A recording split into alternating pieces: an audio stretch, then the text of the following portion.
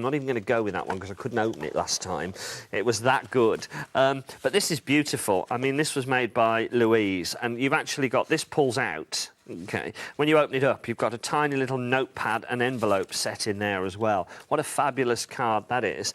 Look at the lady on that one and then look at the lady on this one. This is how you can dramatically change them from those colours to maybe those colours. Or maybe it's going to be very chic and in black and white. Or perhaps a bit of a springtime Eastery type card. Or maybe something that's perfect for this year with the Jubilee and the Olympics. So there you go. These are the type of things you can make with these cards at 237560. I'm going to show you the Cake and Birdhouse very quickly as well. The Cake and Birdhouse stamps do exactly what they say on the tin. You get some cupcakes, which are there, OK? And you also get this very sort of, I don't know, not cartoon, but sort of... well, just a really nice-looking birdhouse with the little birdies as well. Yeah, it's not a cartoon, but a caricature, if you like, shall we call it? I don't know. That's when you draw somebody, isn't it? Oh, well, you know what I mean. And I'll just show you the type of cards that you could make with that. These are two beautiful examples. I love this one because on the outside it looks like a card with a cupcake, but when you open it up, you've actually got cupcake cases in there as well, which is really nice.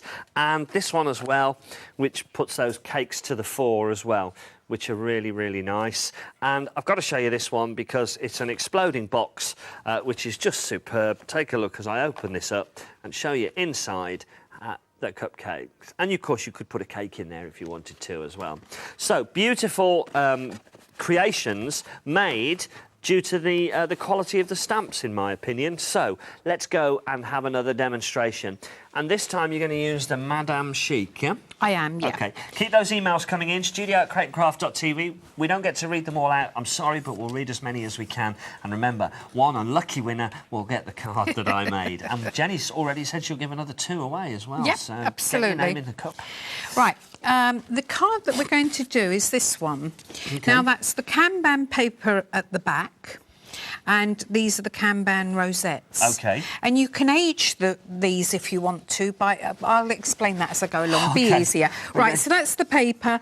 And I've already stuck a piece onto this card, but I've actually put it through one of the embossing folders just to give it even more dimension. OK. You can see how lovely that is. Look. Look. Isn't that fabulous?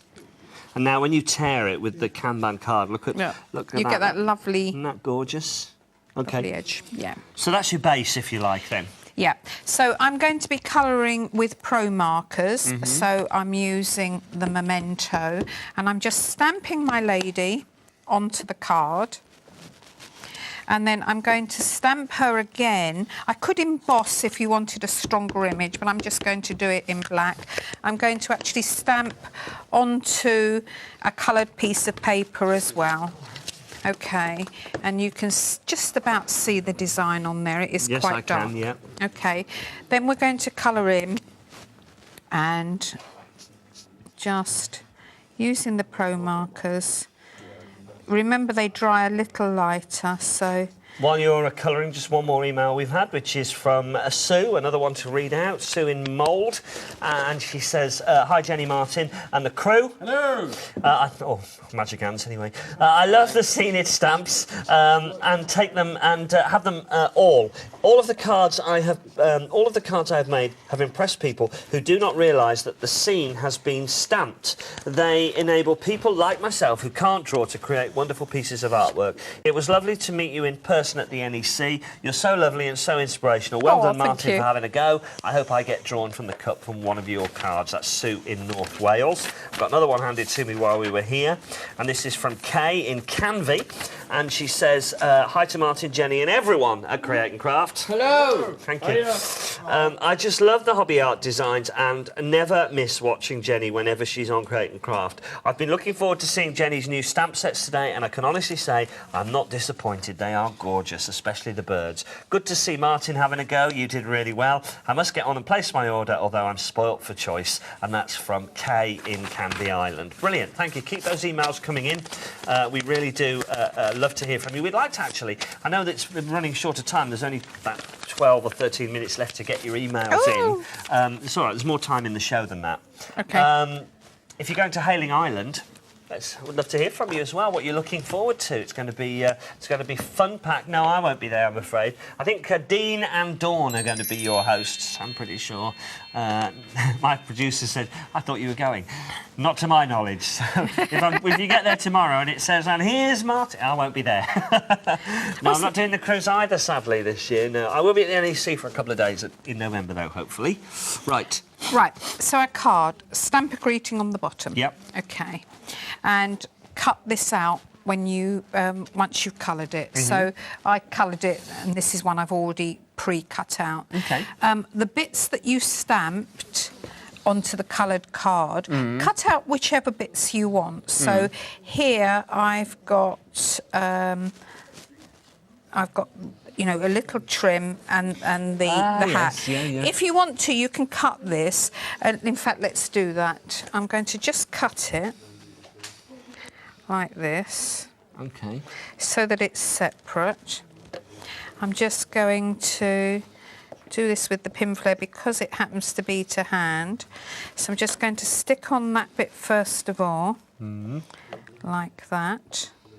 And then this bit, we can put a bit of more glue there. So you can have it at whatever dimension, you know, whatever height you want. So I'm going to stick that on like so. But by doing it a bit higher, you can see you've got the extra height there. There you go, yeah. Okay. And you've got that dimension there as well, as you can see there. Okay. Right. In fact, if you look at that for a minute, you'll think that the hat is actually... Doesn't it? It's a bit of an illusion because it's not. It's dead flat, but it actually looks as if the hat's got some dimension to it as well there. The brim of the hat. That's amazing. Okay. Right. And what I've done, because these papers are double-sided, well, I'm lying, I didn't do this. Anna sat and cut all this out for me yesterday. Right, so what I'm doing is I'm just putting some on there, and this is the darker colour. So although it's quite subtle, you have got, you know, you have got the different colours there. Let's tuck that underneath. That's the joy of pin flare. If it isn't dry, you can just mess around with it. Once it's dry, nothing's going to move it. Okay, and then what I'm going to do is I'm just going to put a big squidge like this, but I want to show you the rosettes as well. Okay. So, you know, that can be wherever you want it to be on the card. Doing it while it's still slightly wet is difficult, so I'm just going to have to put those bits back into place. There we go. I'll fidget around with those, but you can with the pin flare. Well, I'm pretty pleased with that. But what I'm going to do as well, now these are the pin flare rosettes. You get the little tool, you start from the small bit, and I'll show you the tool in a second. You slip the tool in, and you just... It's a quilling tool, isn't it? Yeah, it's a quilling tool, and you just, you know, curl it up so that you've got this nice rose. If you put the pin flare glue onto it, it will dry solid. Okay. So that's what you do, you know, so that you get this nice edge.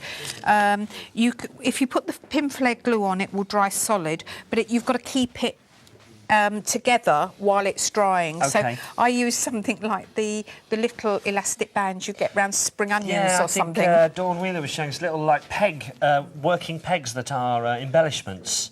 Oh, right, She yeah. used a little peg or something like that, I think, yeah. Right, well, Anna made all this lot for us yesterday. Okay, cool. And what she's done, she's put some of the Kanban gems into the glue in the middle, which was quite clever.